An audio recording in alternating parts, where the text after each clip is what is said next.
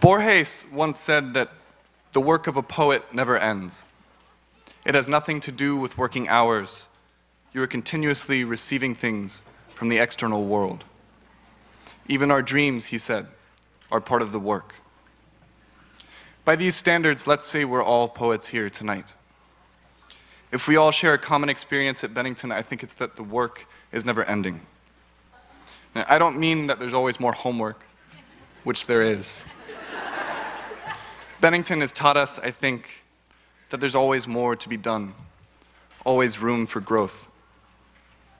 I used to laugh and tell people that you can't even separate the dining hall from our work here. The electricity of this place is so all-encompassing that for most, the work becomes the lens through which this world is refracted. That never ends.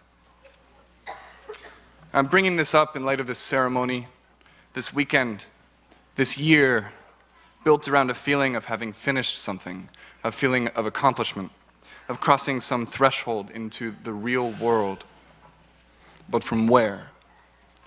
From the fake world? Let's be honest, these past 4 years have not felt so fake. Do you remember first arriving?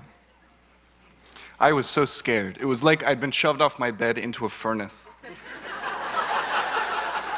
And the worst part, which now seems the best part, was that I'd shoved myself. In fact, I'd fought to be here, then for months dreamt of what it would be like.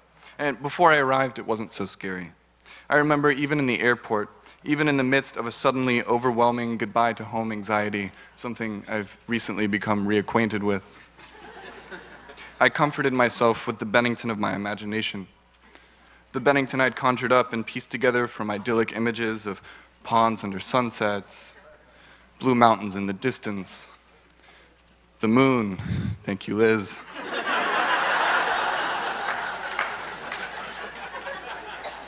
Basically, what I'm telling you is that 4 years ago, I was crying on an airplane and flipping through the Bennington View book, repeating in my head the mantra, I've made the right choice. Of course, when I arrived, the Bennington of my imagination promptly fell apart. And I'd be lying if I told you it wasn't a terrible feeling. Until the honeymoon period came, which also left with time. I felt so entirely lost. I, like many of us, I hope, had never felt that before. Without everything I had known so well at home, my friends, my family, the cracks in the sidewalk I'd stepped over for 18 years, I didn't know who I was. And of course, it took a little while to get comfortable, but 2 or 3 weeks into term, I, like many of us, I hope, couldn't be bothered. But like I said, even the honeymoon left. Even the comfort dwindled. Comparing now to then, to my first days here, I don't know if today I'm any less lost. Are any of you? I don't know if I've ever been less lost than I was. And maybe we can thank fieldwork term for the occasional reminders that we live in an enormous, confusing, expensive, and terrifying world. But I think this feeling comes with any sort of genuine reflection, and I don't think I'm being pessimistic. Really, how could we be anything but lost? If we're thinking, how could we be anything but confused? But what separates today's feeling from that feeling 4 years ago is this. How could that feeling be anything but okay?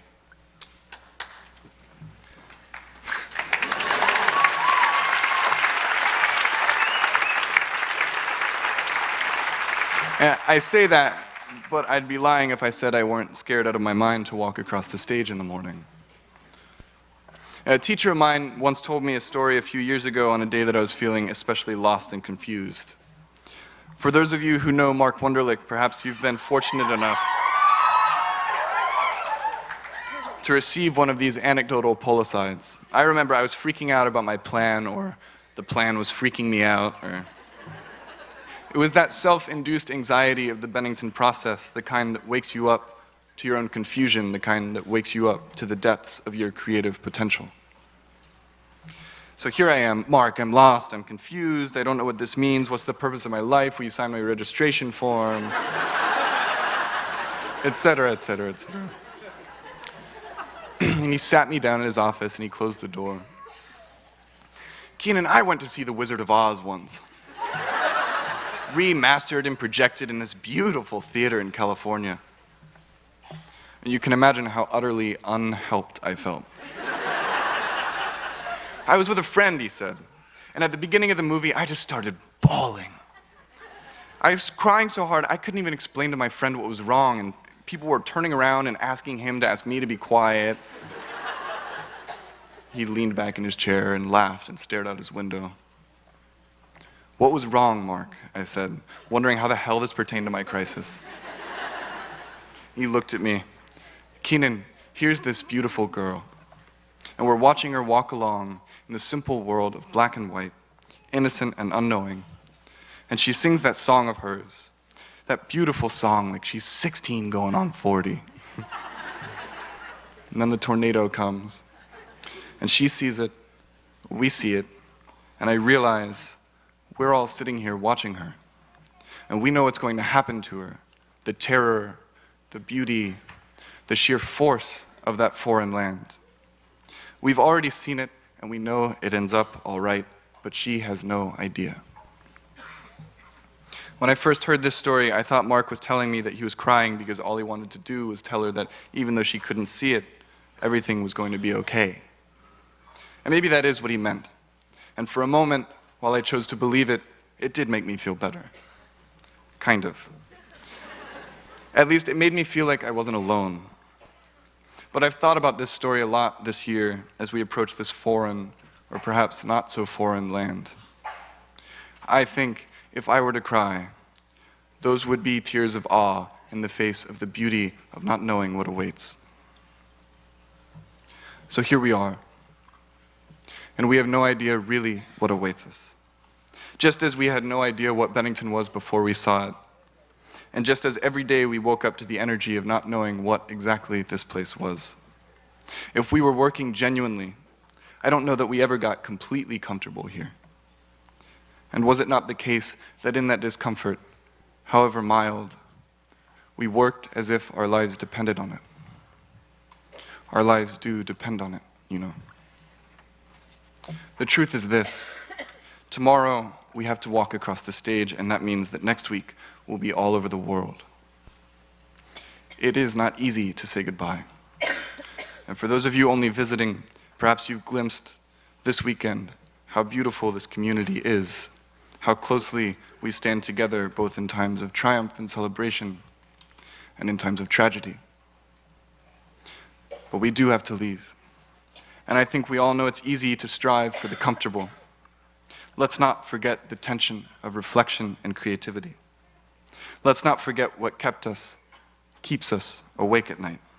And let's not forget what wakes us up. You know, there's a saying that goes, do what you love and the rest will follow. And my family can attest that this was one of my only arguments for coming to Bennington.